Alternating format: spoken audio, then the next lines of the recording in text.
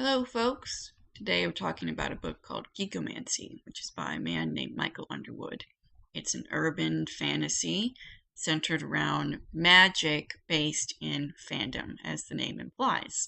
The main character is a girl named Ree who works at a coffee shop and has aspirations of being a screenwriter. Ree is every neckbeard's wet dream. She is essentially a manic pixie geek girl. Okay? She's cute, she's snarky, she wears glasses that are mentioned maybe once and then totally forgotten about, and she has a wide range of nerdy knowledge when it comes to TV shows, books, movies, so on and so forth. That knowledge serves her well when she meets a man named Eastwood. Eastwood is, okay, if Ree is Neckbeard's fantasy, then Eastwood is the Neckbeard. He's this big, scruffy white guy who takes his power from objects. He uses phrases like pigu and gose, which are Chinese phrases appropriated from Firefly. So, in that sense, it seems kind of appropriate that a disgusting fucking weeaboo neckbeard would use those terms, which are themselves appropriations from a show that is entirely based around appropriation.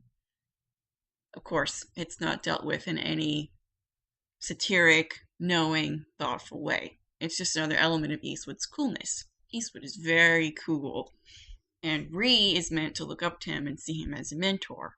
He comes to her because he needs help solving a mystery that's happening around town. The mystery is teen suicide, which you're thinking now, that's pretty heavy, that's pretty serious. Yes, it is. But it's not dealt with in a way that is respectful, thoughtful, or self-aware. In fact, there's no self-awareness at all in this book. It's essentially one guy writing about everything that he thinks is cool without considering how it might actually fit into a coherent world or thoughtfully analyzing it on any level. When Eastwood meets Ree, 3 kids have already killed themselves, and more are about to. These are things that Eastwood can detect, apparently. And he needs her to use her powers in order to find out what's happening and hopefully stop it.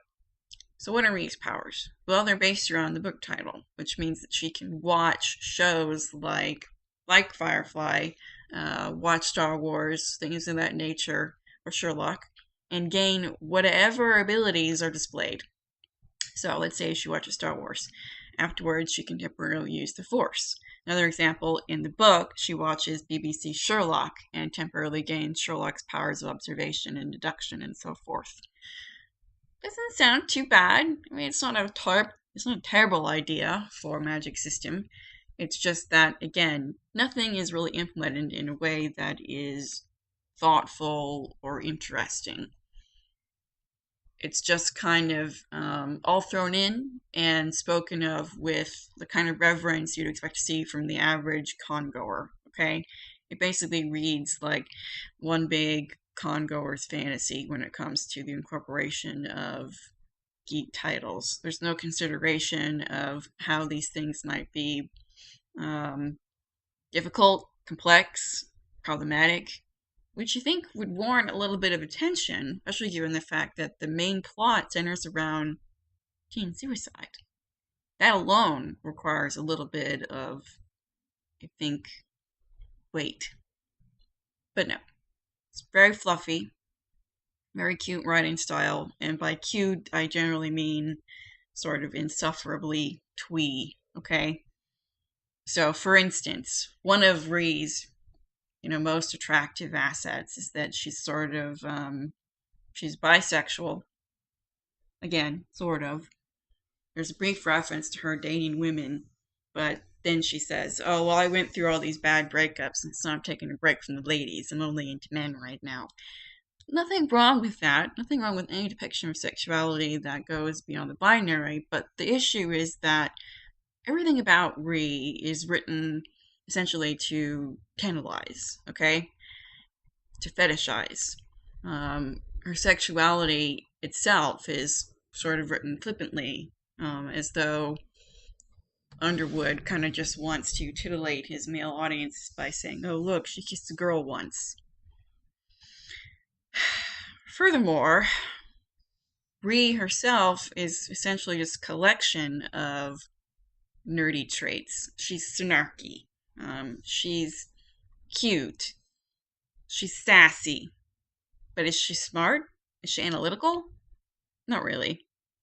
For one thing, the major plot point that is eventually revealed to her is that Eastwood is the villain of this piece. He's the one inducing all these kids to suicide. He's trying to gather their souls so that he can bring back a woman he loved, who, I might add, is also Ree's mother, who disappeared a while back and has the same powers that she does. A plot twist. So how does Ree react to this? Well, she is upset, to her credit, and she does set out to stop him with the help of a disgusting steampunk British white boy stereotype. Literally a guy imported directly from the worst, most overwrought steampunk fantasy you've ever read or thought about reading, or that may exist somewhere in this plane. This guy speaks in super complex, very overly polite Britishisms, and he's very twee. He's very much, again, a stereotype. So she teams up with this guy, his name's Drake, and they set out to stop Eastwood. But let me back up. Before all that happens, Eastwood is already revealed to be sort of like a really shitty person.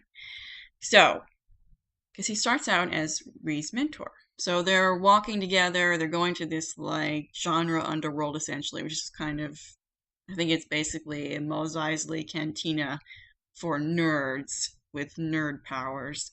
And on their way, they have kind of an altercation, kind of an argument, and Eastwood calls her chica. Now, Ree herself is half Puerto Rican, and he's speaking to her condescendingly. He's talking down to her. He's essentially insulting her and using her language to do it. So it's both sexist and racist. Ree doesn't take this. Ree's like, hey, don't fucking call me that. You can't call me that, bro. His response is to intimidate the shit out of her, to frighten her, to make her feel small, to make her feel like she has no power against him. And she submits. She's like, oh my god, he's so scary. I guess I just let him, use slurs and insult me and belittle me. And I just have to go along with it because he's so amazing. It's gross, y'all. And it is one of the first of many elements of grossness in this book. The biggest of which, of course, being the teen suicides. These, again, are a backdrop. They're merely avenues for Eastwood to express his man pain over losing Ree's mother. And they're simply a prop that serves to drive the plot forward. You don't learn much about the kids that are the victims, aside from one child who is the son of the guy that owns the shop that Ree works for. And this child you meet once, you get slim info about him. He seems fine, he seems cute, and then suddenly Eastwood is losing him to suicide. And Ree saves him, thankfully. But again, he's one-dimensional. He's a prop. And it's not cool, honestly, to sort of use something that is so serious, affects so many people, as your plot point. Aside from that, the writing itself, again, is shitty. It relies a lot on twee phrasing, like things such as anyone who likes ladies sexual, okay? So things that are overly complex, constant references to nerd properties, mostly inserted, again, to suggest the creator's knowledge as opposed to deepen the world or make it more complex. There's a whole set of dialogue about how awesome Community is.